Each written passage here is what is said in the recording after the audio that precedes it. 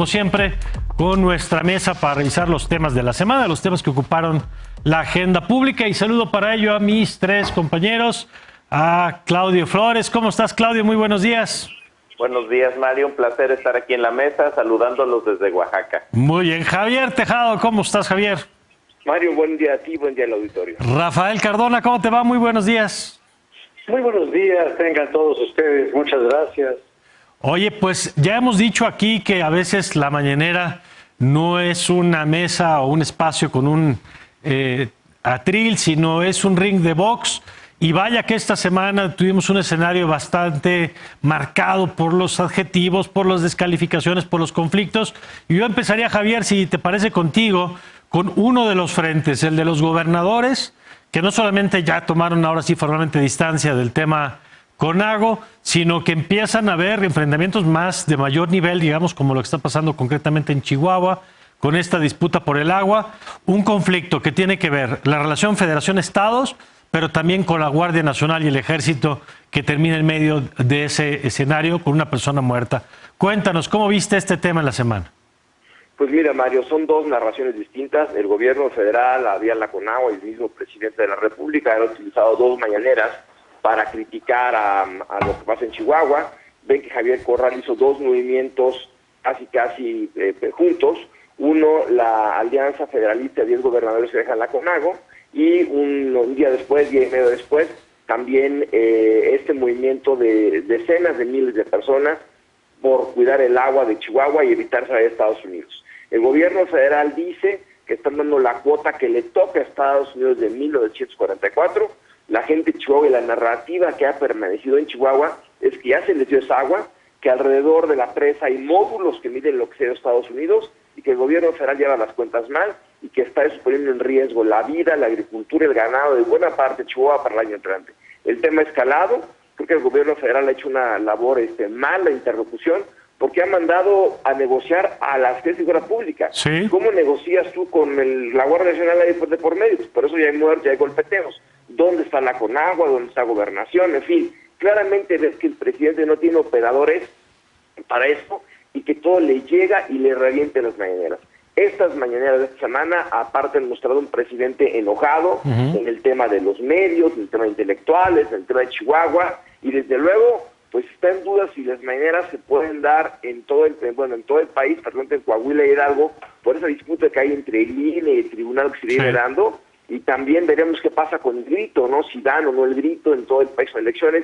El presidente, la mañanera es una forma de él de gobernar, la quiere cuidar, la utiliza, le es muy eficiente y le está cuidando. Ahora, gobernar con mañaneras para un país tan grande y con tantos problemas, pues nunca va a ser suficiente. De acuerdo, no se puede acabar el gobierno en ese espacio que empieza y termina con la conferencia de prensa. A ver, Claudio, ¿tú qué has visto? Porque además en este caso, a diferencia de otros, donde el presidente está del lado ganador del debate, aquí, como lo planteaba ahorita Javier, el presidente está del lado contrario del debate por dos razones.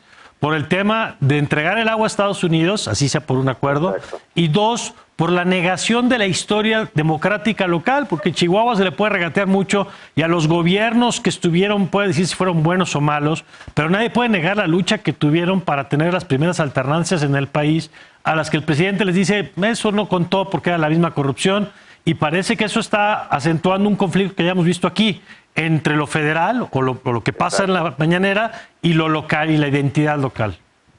Exactamente, Mario, pues dos ángulos. El primero, la narrativa de la tensión del Pacto Federal. Me parece que hemos visto siempre una relación muy tensa entre, digamos, el presidente y los poderes estatales, pero es indiscutible que el presidente López Obrador está llevando esta tensión en niveles que no habíamos visto, al menos en las presidencias recientes, y eso ilustra un poco su relación con los otros poderes.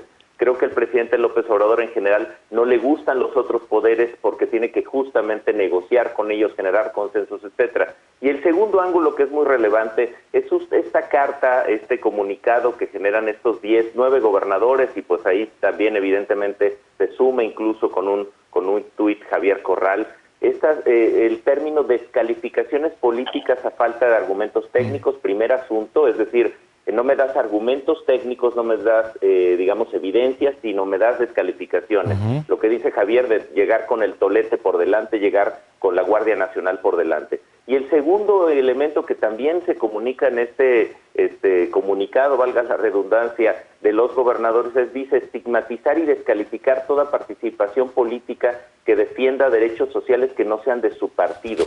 Eso ilustra, desde mi punto de vista, otro asunto que hemos analizado aquí en esta mesa de 11, Mario, que tiene que ver con que el presidente parece que es incapaz de reconocer cualquier lucha social, cualquier demanda social que no venga de su propio grupo o de su propia lucha. Estamos viendo un presidente que parece poco sensible a cualquier lucha que no venga de su signo político, Mario.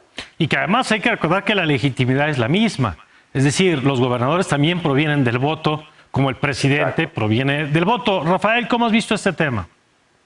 Pues mira, yo veo el tema con una gran preocupación, porque estoy viendo un endurecimiento progresivo en la actitud presidencial.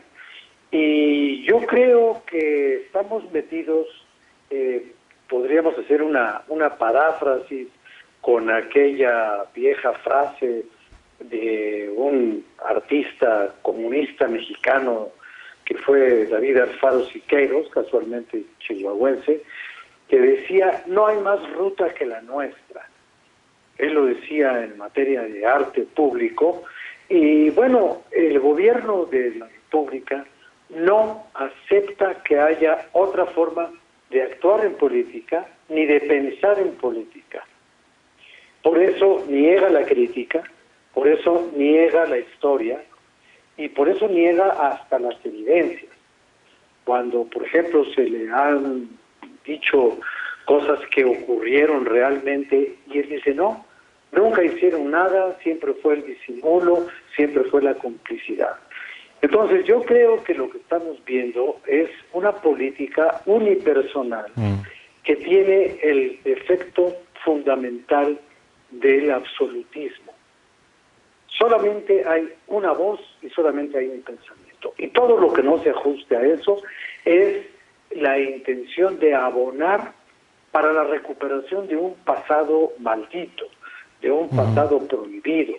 Toda crítica es inmunda, todo señalamiento es interesado y toda acción pública, así sea de un gobierno que defiende el agua para sus agricultores y que quiere explicar que una cosa es el tratado con otro país y otra cosa es el aprovechamiento legítimo de las cosas, todo es un intento por socavar la majestad y la soberanía de un gobierno instalado en la pureza exclusiva y excluyente. Así es. El que no es como yo es impuro. Y yo voy a rifar un avión a través, no de una tienda de raya, sino de una rifa de raya. ¿Por qué? Porque yo digo que así tiene que ser, porque así es. Ese país es como yo digo, y nada más como yo digo. Y ahí estamos viendo decisiones como esta de destinar 500 millones de pesos a la compra de boletos, como si tuvieran atribuciones las instituciones públicas para comprar eso. Pero déjame regresar, Javier, contigo a lo que apuntabas, el tema de los medios. Porque esta semana tuvimos una declaración, lo de Pasquín Inmundo, que dice el presidente, que parece que sí mueve la línea todavía a un nivel más de descalificación de un presidente, un medio de comunicación con el que a veces puede coincidir, a veces no, pero creo que se reconoce que la importancia del medio. Y dos, el tema de Paco Ignacio Taibo diciendo, pues si no les gusta, vayan pensando si se van a ir. ¿Cómo lees esto? Y si son hechos aislados o tendríamos que empezar a verlos como este clima, digamos, hacia la crítica, Javier. No, yo creo que es un ambiente que se ha venido enrareciendo, donde hay mayor animadversión a los medios y particularmente a la crítica. A varios medios los ha calificado ya como de pasquines. Tú recordarás incluso que el primero fue el Financial Times de mucho tiempo, y ahora le tocó el viernes al Reforma como Pasquín Inmundo. ¿Por qué fue esa crítica? Esa crítica fue porque el Reforma acusa que su familia en su ciudad natal, Macuspana, hay un desvío de todo un cabildo morenista, incluido su cuñada. Pero el Reforma hasta el día de hoy solo ha, digamos, llevado esa acusación de dichos. Entonces no hay un documento propiamente, o no lo han mostrado. En una nota del sábado decía que ese documento estará disponible el 30 de septiembre, una vez que haga la cuenta pública. pues habrá que ver pues qué sucede ahí, habrá que ver si el Reforma sí logra cuadrar una nota que te dejaría ver que la corrupción en este gobierno pues, es igual a los anteriores, cuando el presidente ha tratado claramente de diferenciarse de ello, o si el presidente, por el contrario, pues dice y logra probar que la nota del Reforma pues estuvo mal hecha y sin fundamento. Por eso el tema se ha quedado básicamente entre el presidente y el medio. Habrá que ver qué acontece. El Reforma esboza que también habría intención de maquillar las cifras, así que habrá que ver qué sucede, pero digamos yo te diría, es una nota muy fuerte, porque sí te dejaría ver en una ciudad muy pequeña un cabildo por el visto que sí ya renunció al cabildo, pero no quedan claras las razones. ¿Qué pasó? Porque sí rompería esa clara diferenciación que el presidente ha tratado de hacer de sí, su gobierno, sus personas, su familia, por otros gobiernos. Por eso es un tema tan sensible para el presidente y habrá que ver pues quién tiene razón. Claudio. Al presidente no le gustan los medios de comunicación cuando hacen su trabajo. Al presidente le gustan los medios de comunicación, el periodismo y los intelectuales que solo lo aplauden.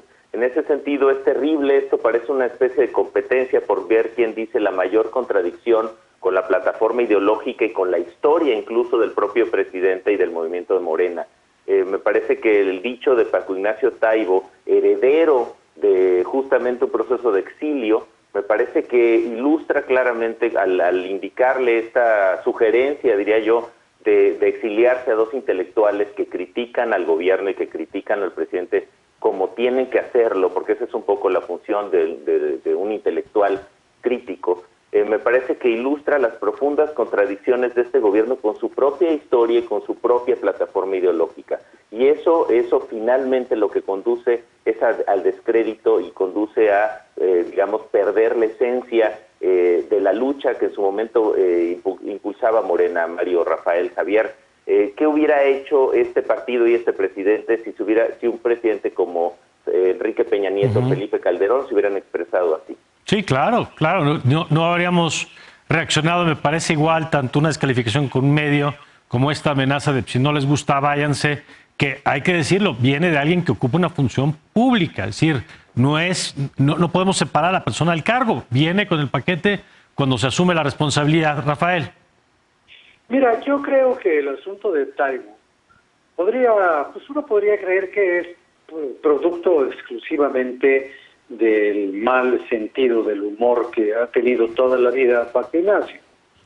El problema es que se trata de una persona que está en el cargo público que ahora disfruta porque pasaron por encima de la ley para nombrarlo, lo cual refleja un interés superior al normal por parte de quien lo nombró, que en este caso es el presidente de la República, empeñado en que ese señor se encargue de la editorial del gobierno, editorial que tiene un prestigio que él no ha logrado aumentar, por cierto, pero no nos olvidemos, Taibo no podía haber estado en ese cargo por razones de extranjería o de mexicanidad simplemente asumida por la ley. Él es un naturalizado que a veces se comporta de manera desnaturalizada, como en este caso. Pero lo que yo veo es que no se trata de un loquito que salió a decir cosas. Se trata de un loquito que salió a decir cosas porque el presidente de la República obligó a sus diputados a cambiar una ley para darle una chamba. Eso quiere decir que hay una afinidad de pensamiento y una afinidad estratégica entre un señor que dice estupideces y otro señor que se las aplaude, o por lo menos no se las censura o no se las comenta. Entonces, si este país se va a convertir en un expulsor, bueno, pues entonces vamos a terminar muchas personas recibiendo esa misma invitación de alguien que ni siquiera nació aquí y que ahora se asume como quien puede expedir un certificado de ciudadanía a los mexicanos y les puede decir, si no te gusta, vete. Pues en todo caso, pues vete tú, si ya estamos diciendo, pues sí, si ya tenemos capacidad para decidir quién vive aquí y quién no vive aquí, claro. Bueno, pues que cada quien tome su bando y vámonos todos a la calle. Eso sin duda una expresión que, independientemente del lugar de nacimiento de Taibo, no cabe en un país democrático como el que pretendemos construir. El absurdo en el que él se coloca, sí, claro. Podríamos colocar los demás. Así es. Si aquí no hay un señalamiento disciplinario o un deslinde por parte del gobierno de la República, decir, oiga, nosotros no pensamos así, son cosas de este cuate, bueno, pues entonces esto a mí me parece que corresponde a una afinidad pues sí. De pensamiento entre quien lo nombró y lo que hace en el cargo desde el cual lo nombraron. Pues por lo pronto creo que ya no nos vamos a quedar sentados esperando ese deslinde. Gracias Rafael. Muchas gracias. Gracias, Claudio. Buenos días. Muchas gracias, saludos. Gracias, Javier. Se nos quedan algunos temas, la elección de Morena, pero ya lo estaremos revisando también la siguiente semana. Habrá tiempo para ello. Perfecto, gracias, Javier. Gracias a los tres. Nosotros vamos